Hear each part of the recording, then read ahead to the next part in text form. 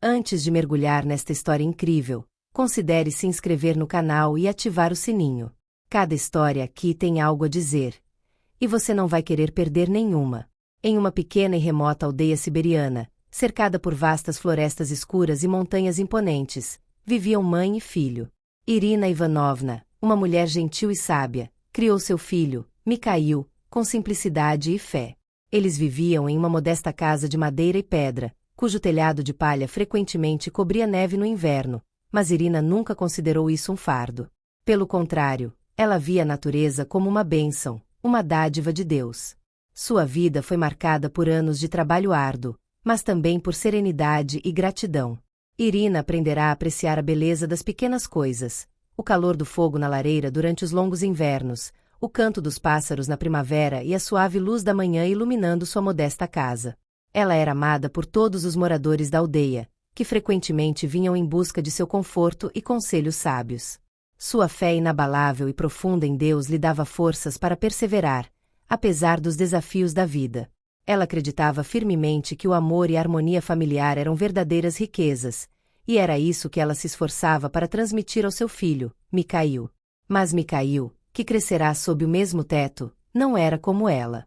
Desde cedo, era impetuoso e ambicioso. Em vez de apreciar as alegrias simples da vida, via-as como símbolos de pobreza.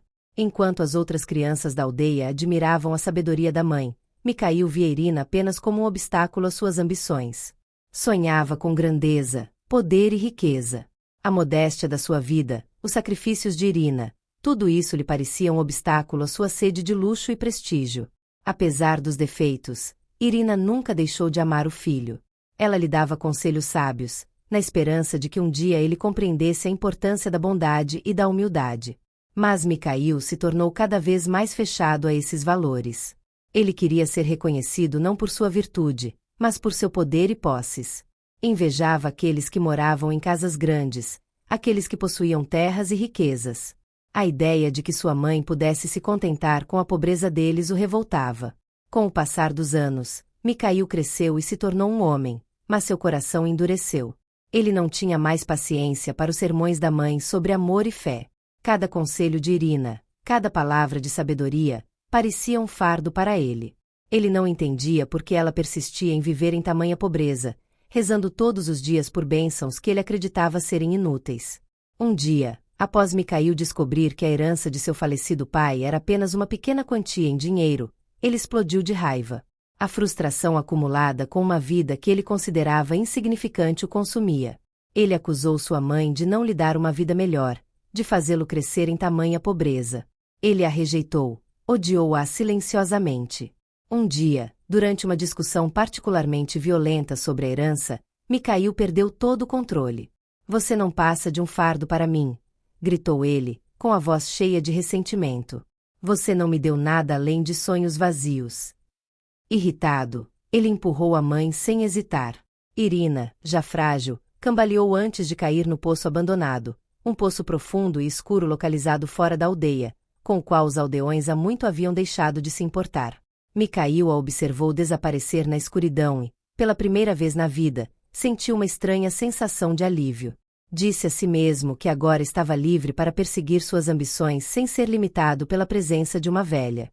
Ele se virou sem remorso. O eco da queda de sua mãe ressoava em sua mente, mas ele se recusou a parar. Afinal, ele achava que tudo aquilo era inevitável. Irina tinha vivido a sua vida, e agora era a hora de ele conquistar o mundo. Com o passar dos dias, a vila se esvaziou de luz. Irina não reapareceu, e sussurros começaram a se espalhar entre os aldeões. Alguns se perguntavam onde ela estaria, outros interpretavam sua ausência como um sinal de velhice. Mas ninguém suspeitava da crueldade de Mikhail. Ao herdar a pequena casa da mãe, Mikhail a vendeu imediatamente, sem se importar com as lembranças da infância ou com as preces silenciosas da mãe. Investiu todo o dinheiro em empreendimentos duvidosos, sonhando com poder e luxo. Acreditava que a sorte finalmente o havia encontrado e que a mãe fora apenas um obstáculo em seu caminho. Mas, com o passar das semanas, mudanças perturbadoras começaram a se manifestar. Mikhail, que até então sempre tivera uma sede insaciável de sucesso, sentia-se cada vez mais infeliz. Um vazio profundo se instalara em seu coração, um vazio que ele não compreendia. Seus empreendimentos comerciais fracassavam um após o outro. Ele perdia clientes, seus investimentos tomavam rumos catastróficos e ele se sentia cada vez mais isolado.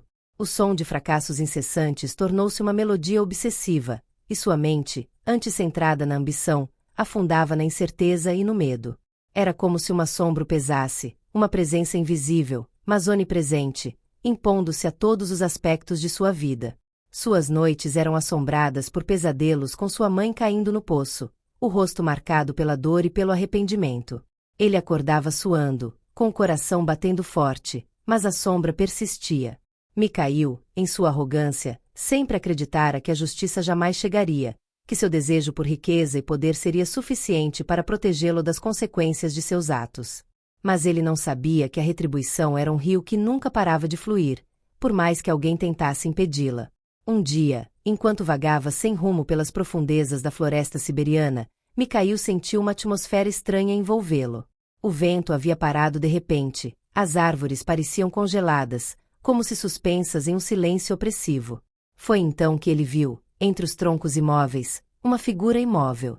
Um velho, de barba branca e olhos azuis sobrenaturais, estava ali, ereto como um carvalho milenar.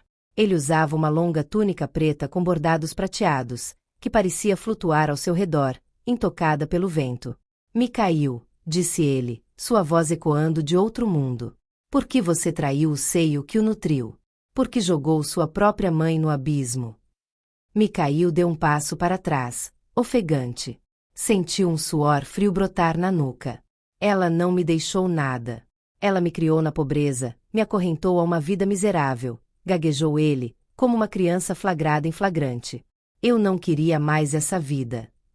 O olhar do velho tornou-se mais penetrante, quase insuportável. Não foi ela quem te privou, Mikhail. Foi o teu coração, cego de orgulho e inveja. Não compreendeste que o amor verdadeiro não dá ouro, mas sim a força para suportar a vida. O que destruíste foi a própria fonte da tua bênção. Então, sem dizer mais nada, o velho levantou a mão. Imediatamente, um sopro frio atravessou a clareira. Quando Mikhail abriu os olhos novamente, estava sozinho. O silêncio pesava sobre seus ombros como um manto de chumbo. Os dias seguintes foram marcados por uma ansiedade crescente. À noite, Mikhail sonhava com o poço. Ouvia óyeme, como se respirase. Em seus pesadelos, sua mãe o chamava repetidamente, com uma voz entrecortada, mas suave. O cheiro de umidade e terra impregnava sua pele. Durante o dia, ele perdia todo o controle. Os aldeões o evitavam, seus sócios se voltavam contra ele e até os animais fugiam de sua presença. Certa noite, incapaz de resistir ao chamado assombroso do passado, ele retornou ao velho poço. A floresta estava envolta em uma névoa sobrenatural, e cada passo parecia afastá-lo ainda mais do mundo real. Ele se ajoelhou na beira do poço, com o coração batendo forte, e de repente ouviu, trazida por um vento gelado, aquela voz que ele não ouvia desde aquele dia amaldiçoado. Mikhail, meu filho. O som o gelou até os ossos. Ele inclinou a cabeça sobre o vazio, e o que viu o marcou para sempre. Uma forma etérea e translúcida emergia lentamente do fundo do poço. Era Irina. Ou o que restava dela. Seu rosto exibia cicatrizes da queda, mas também uma paz trágica, quase celestial. Seus olhos não acusavam, eles choravam. Eu te amei até o meu último suspiro. Ela sussurrou. Mesmo quando você me empurrou para as sombras, eu rezei por você. Mas você escolheu o seu caminho. A justiça de Deus nem sempre chega rápido, mas ela é justa. Mikhail caiu no chão, gritando, implorando, chorando como uma criança abandonada. Perdoa-me, mãe. Perdoa-me, gritou ele, com as mãos estendidas em direção à silhueta de luz. Mas não houve mais perdão. O velho reapareceu na névoa, como se emergisse das próprias raízes da terra.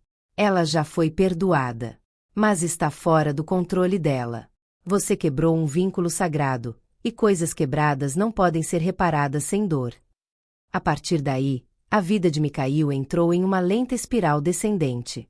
Certa noite, sua casa pegou fogo, sem motivo aparente. Seus investimentos, antes promissores, tornaram-se um dreno financeiro. Ele foi expulso da aldeia depois que um velho amigo, arrependido, revelou a verdade. Ele não era mais desejado em nenhuma aldeia ou cidade. Até os cães rosnavam a sua aproximação.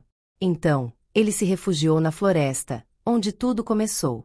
Vivia entre as sombras, murmurando orações desajeitadas, na esperança de um sinal, alguma esperança.